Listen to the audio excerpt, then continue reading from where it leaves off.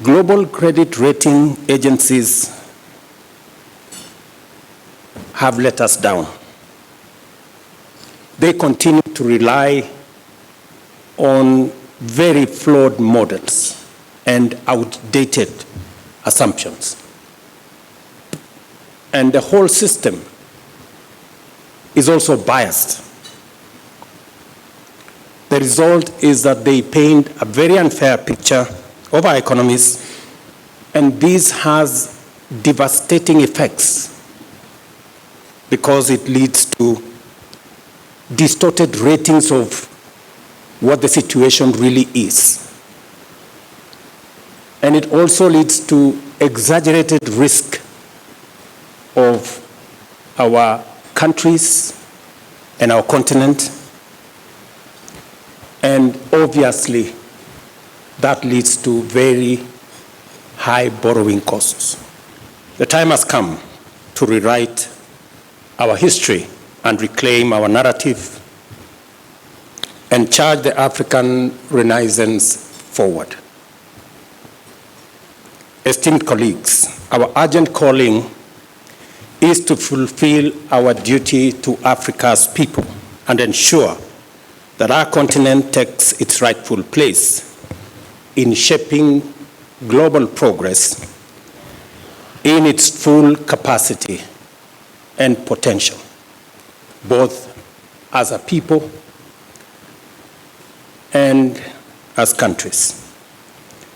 That is why we are gathered here today. Africa's economic potential is hamstrung by a financial system that misrepresents, distorts, and understates our reality.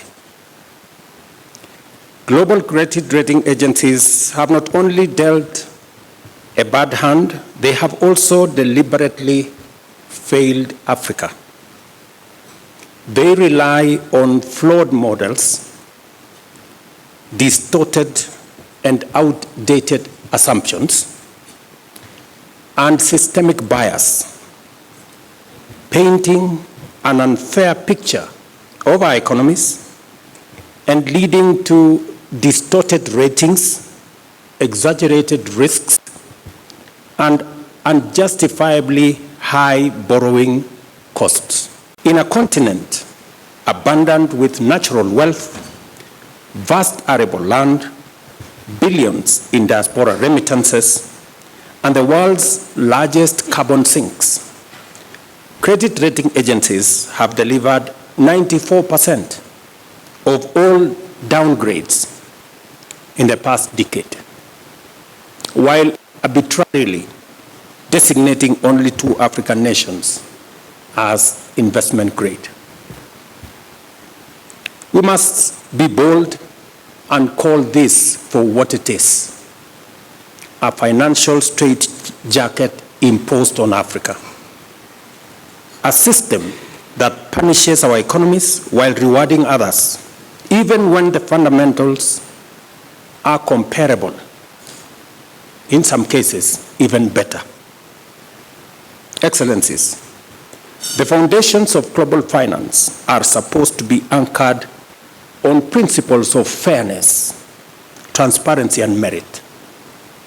Yet, these principles are disregarded when it applies to Africa. Africa will no longer accept to be misjudged by scales that overlook our reality. The winds of change are blowing, and our march forward is as unstoppable as it is relentless. An African credit rating agency is not just an alternative. It is, in my opinion, an imperative. This agency must be globally credible and backed by rigorous, credible data and driven by high reporting standards. But more importantly, it must reflect Africa's reality correctly. We will not walk this journey alone. We will build alliances east, west, and north grounded in shared values of dignity, equity, and progress. We will hold rating agencies to account and demand accurate standards. We will leverage the experience and expertise of Pan-African credit rating, strengthening their capabilities and expanding their reach. Research shows that a one-level improvement in Africa's average credit rating would unlock US $15 billion in additional funding. This alone would outstrip official development assistance and meet some of the critical aspects of Africa's infrastructure needs.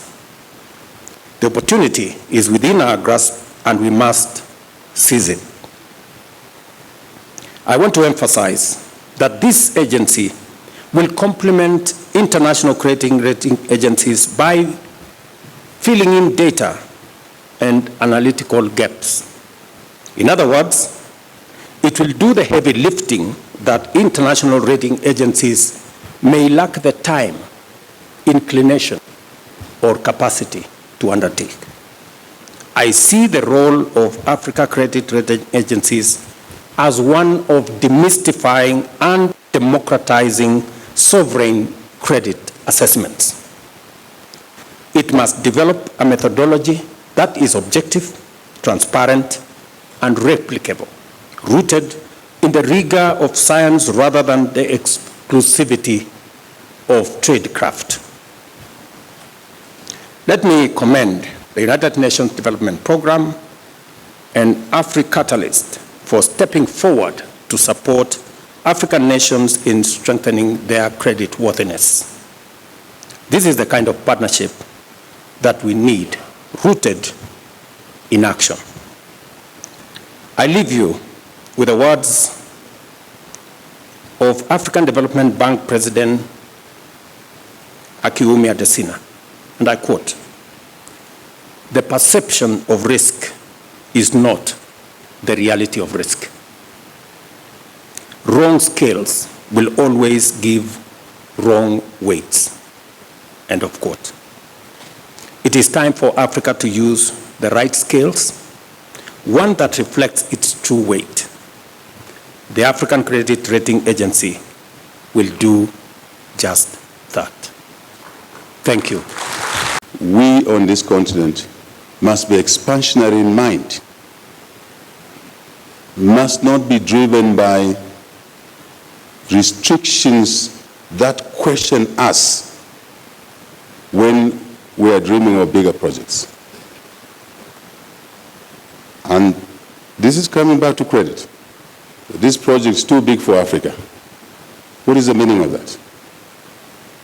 Post the Second World War, the West was expansionary because they needed to grow their economies in a phenomenal way. And they did that. And they took risks. But when we want to take risks, we're inhibited by the ratings. One, that our economies are too small. But if our economies are too small and we lack the economies of scale, how will we overcome that? We can only do that through growth. And to grow, we need more investments. We need to be more ambitious.